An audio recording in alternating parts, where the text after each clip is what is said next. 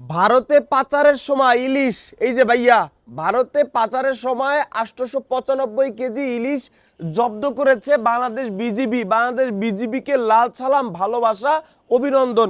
বাংলাদেশ বিজিবির মতো সর্বসেক্টরের আমাদের প্রশাসনিক ভাইয়েরা জেগে উঠো।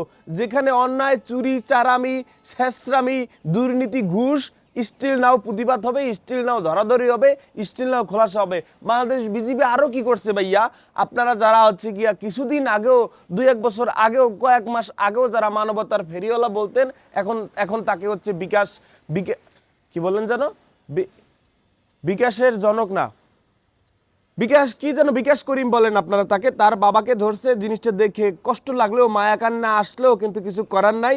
এরকম দল করিয়েন না। দল করলেও যে দুর্নীতি করতে হবে সেই হিসাবে আগায়েন না। সেই বিকাশ করিমের বাবাকেও সীমান্তে গিয়া বিজিবি ধরে ফেলছে। অভিনন্দন, ভালোবাসা, সালাম।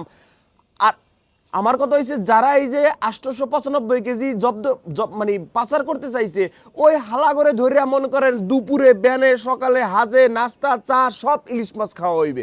ওগুলো ইলিশের খোস, ইলিশের পানি সব ইলিশ খাওয়ানো হইবে। হালার গো হালা হালারা, আমরা দেশ স্বাধীন করলাম সবাই মিললে, আমরা দেশটাকে শান্তিভাবে রাখতে চাই। আর তোরা হচ্ছে গিয়ে সেই কুচু কুচু করে পিছন দিয়ে আসতে পাচার করো শালারা। বিজিবিকে ধন্যবাদ, 2 হাত দিয়ে লাল সালাম, ভালোবাসা।